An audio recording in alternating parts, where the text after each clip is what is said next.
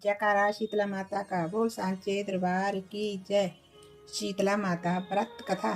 श्री गणेशाय नमः। एक बार शीतला माता ने सोचा कि चलो आज देखो कि धरती पर मेरी पूजा कौन करता है, कौन मुझे मानता है। यही सोचकर शीतला माता धरती पर राजस्थान के डुगरी गांव में आई और देखा कि इस गांव में मेरा मंदिर नहीं है और ना ही कोई मेरी पूजा करता है। शीतला माता गांव की गलियों में घूम रही थी, तभी एक मकान के ऊपर से किसी ने चावल का उबला पानी मांड नीचे फेंका। वह उबलता पानी शीतला माता के ऊपर गिरा, जिससे शीतला माता के शरीर में फफोले छाले पड़ गए। शीतला माता के पूरे शरीर में जलन होने लगी।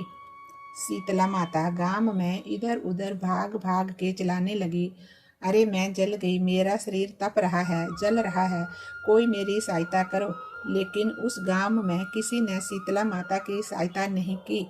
वहीं पर एक मकान के बाहर एक कुम्हारन बैठी हुई थी। उस कुम्हारन ने देखा कि अरे ये बुढ़िया माई तो बहुत जल गई है, इसके पूरे शरीर में तपन है, इसके पूरे शरीर में फफोले पड़ गए हैं, ये तपन सहन नहीं कर पा रही है। तब उस कुम्हारन ने कहा, हे माँ, तू यहाँ आकर के बैठ जा, मैं तेरे शरीर के ऊपर ठंडा पानी डालती हूँ। कुम्हारन ने उस बूढ़ी माई पर खूब ठंडा पानी डाला और बोली, हे माँ, मेरे घर में रात की बनी हुई राबड़ी रखी है, थोड़ा दही भी है, तू कुछ दही राबड़ी खा ले। तब बूढ़ी माई ने ठंडी ज्वार के आटे की राबड़ी और दही खाया तो उसके शरीर को ठंडक मिली। तब उस कुम्हारन ने कहा, आ माँ बैठ जा, तेरे सिर के बाल बहुत बिखरे हैं, ला मैं तेरे सिर के बालों के चोटी गूंथ देती हूँ। और कुम्हारन माई की चोटी गूंथने हेतु कंघी बालों में करती रही। अचानक कुम्हारन की नज़र उस बूढ़ी माई के सिर के पीछे पड़ी तो कुम्हारन ने देखा कि एक आंख बालों के अंदर छुपी है। ये देखकर कुम्हारन डर के मारे घबरा कर भागने लगी। तभी उस बूढ़ी माई ने कहा, रुक जा बेटी, तू डर मत, मैं कोई भूत प्रेत नहीं हूँ, मैं शीतला माता हूँ। मैं तो इस धरती पर देखने आई थी कि मुझे कौन मानता है, कौन मेरी पूजा करता है। इतना कहकर माता चार भुजा वाली हीरे जवाहरात के आभूषण पहने, सिर पर स्वर्ण मुकुट धारण किए अपने असली रूप में प्रकट हो गई। माता के दर्शन कर कुम्हारन सोचने लगी कि अब मैं गरीब इस माता को कहाँ बिठाऊं। तब माता बोली, हे बेटी, तुम किस सोच में पड़ गई। तब उस कुम्हारन ने हाथ जोड़ करके आंखों में आंसू बहाते हुए कहा, हे माँ, मेरे घर में तो चारों तरफ दरिद्रता बिखरी हुई है, मैं आपको कहाँ बिठाऊं। मेरे घर में ना तो चौकी है, ना बैठने का आसन है।